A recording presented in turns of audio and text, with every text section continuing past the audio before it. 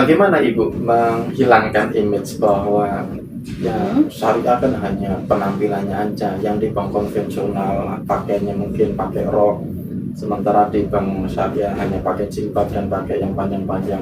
Nah, menghilangkan image di masyarakat itu seperti apa, sementara realitanya di lapangan itu seringkali tadi ya orang masih melihat dari besar kecilnya suku bunga saja, bukan terletak kepada prosesnya tadi itu. Bagaimana menghilangkan itu? Untuk meminimalkan pemahaman seperti itu tentunya harus butuh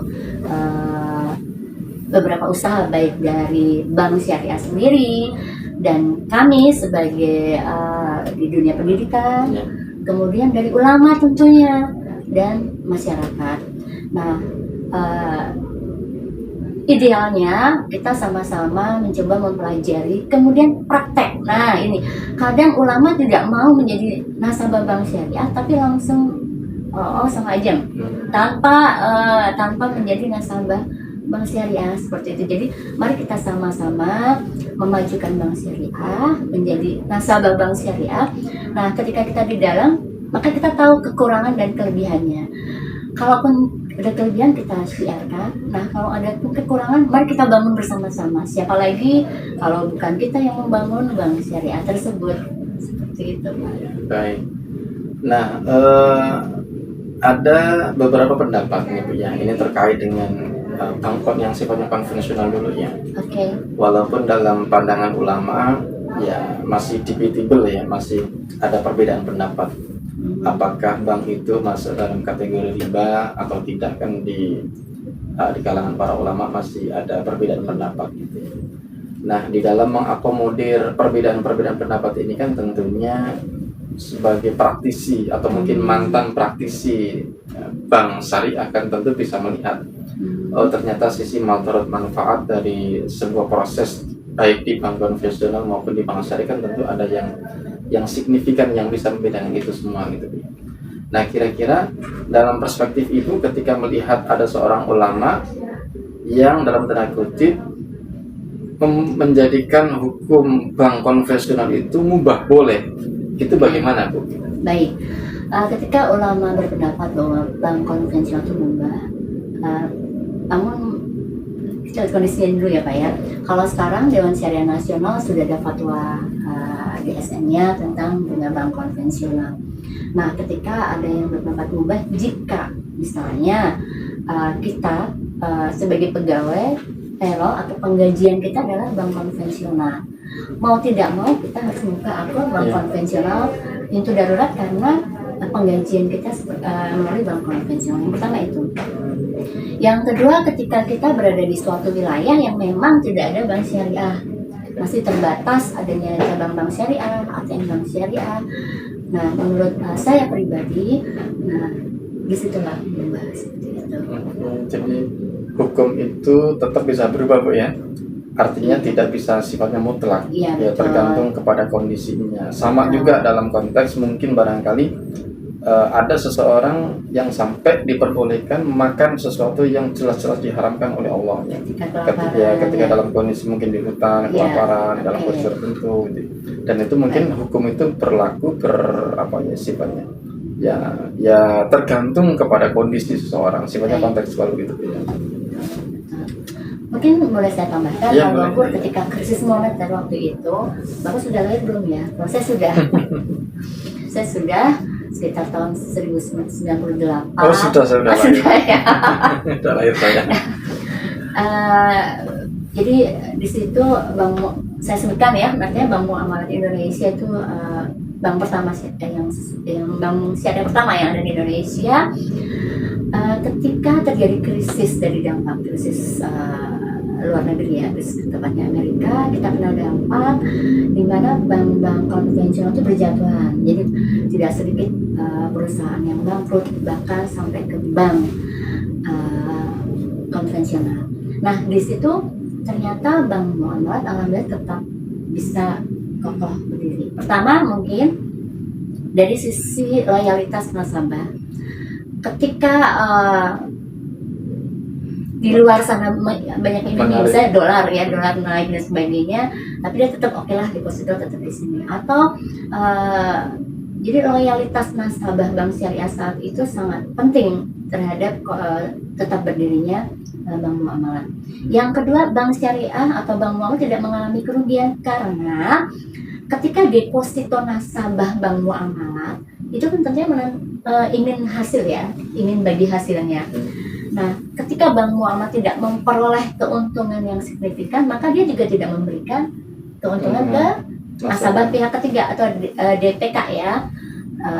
Beda dengan bank konvensional saat itu, ketika dia sudah menjanjikan bunga deposito sekian persen, maka dia harus membayar bunga deposito tersebut.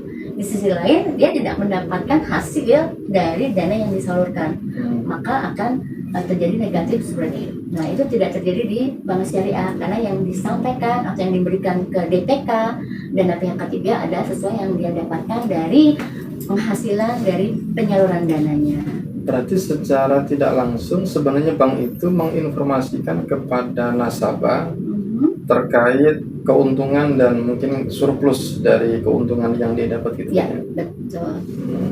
Kita ada mohon maaf, bank syariah itu ada mudharabah mutlaqah dan muqayyadah. Ketika kita mau investasi, apakah kita mau menentukan sendiri pilihannya, tentunya yang mungkin jumlahnya besar ya Pak ya, atau terserah bank disampaikan di mana aja seperti itu. Nah, nanti bank akan memberikan keuntungannya sekian. Tentunya kalau kita menginginkan ya, kalau tidak ya secara garis besarnya saja keuntungan bank kemudian dibagi dengan hitungan-hitungan yang sudah ada sistemnya. Kalau menurut Ibu, ya, Pak. Saya kan sebagai seorang mungkin ya orang awam lah, masyarakat biasa gitu ya. Ya mungkin barangkali mana yang lebih cocok bagi saya ketika ingin melakukan sebuah transaksi yang tentu dengan syar'i gitu kan Bu ya, tentu dengan syar'i. Mana yang lebih aman bagi saya? Apakah ketika saya bergabung, anggaplah mungkin mudharabah atau murabahah dengan bank, atau lebih aman dengan sifatnya person to person gitu? Iya. Terima kasih Pak Gofur. Nah, salah satu fungsi dan peran bank itu adalah stabilitas, ya, menjaga stabilitas juga. Ketika Bapak investasi di saya, Bapak ada dana tadi ya, kemudian langsung membiayai usaha saya. Nah, ini tidak ada pihak lain yang ikut memantau, yang menyeleksi. Nah, kalau kita melalui bank punya tahapan-tahapan dalam menyalurkan pembiayaan. Setelah ada tahapan-tahapan, kemudian kira-kira bisa tidak secara cash ratio-nya mencukupi atau tidak, kemudian kapasitasnya, kemudian usahanya itu tren atau tidak. Jangan-jangan misalnya nih ketika flu burung, ketika kita langsung membiayai saat itu kita tidak tahu nih mau ada flu burung atau risiko yang ada. Nah, ketika membangun syariah tentunya ada analisis risikonya sendiri seperti itu.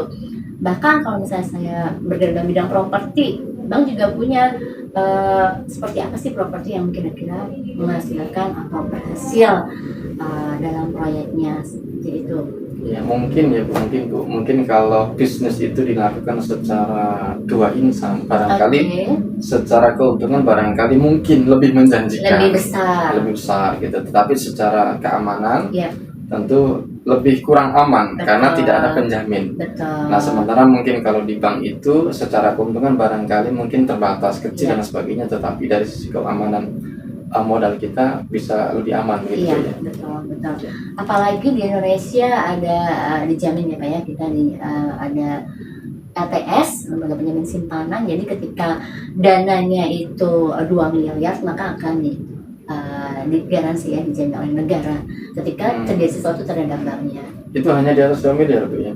Di bawah 2 miliar. Oh, di bawah 2 miliar. Kalau dana Bapak 3 miliar yang di cover ya. Hanya 2 miliar. Oh, ya, berarti betul. Kalau gitu saya yang 1 miliar saya atas nama istri saya aja kalau gitu nanti. Baik, jadi 2 miliar atas nama saya, satu lagi istri saya gitu ya. Betul Pak. Begitu. Jadi sangat banyak perbedaannya, mungkin perlu sesi lagi Pak. Jadi sangat antara teori dan praktek kita bisa olah seperti itu. Jadi semakin kita memahami, insya Allah kita bisa lebih support manusia. Oke, baik, itulah teman-teman pemirsa semuanya yang menonton di acara kita. Banyak hal yang bisa kita dapatkan dari pemaparan beliau. tentu pasti di dalam benak teman-teman ya banyak pertanyaan-pertanyaan, dan itu nanti bisa ditulis di kolom kolom komentar. Dan jangan lupa tolong subscribe dan bagikan kepada teman-teman. Dan itu terima kasih Ibu atas kedatangannya. Sama-sama. Mudah-mudahan Ibu sehat. Amin. Ya Apa Rabbal kabar Bapak? Alamin. Sehat? Baik, alhamdulillah. Baik, terima kasih. Mari sama-sama kita tutup dengan bacaan alhamdulillah. Alhamdulillah. Assalamualaikum warahmatullahi wabarakatuh. Waalaikumsalam warahmatullahi wabarakatuh. Ya.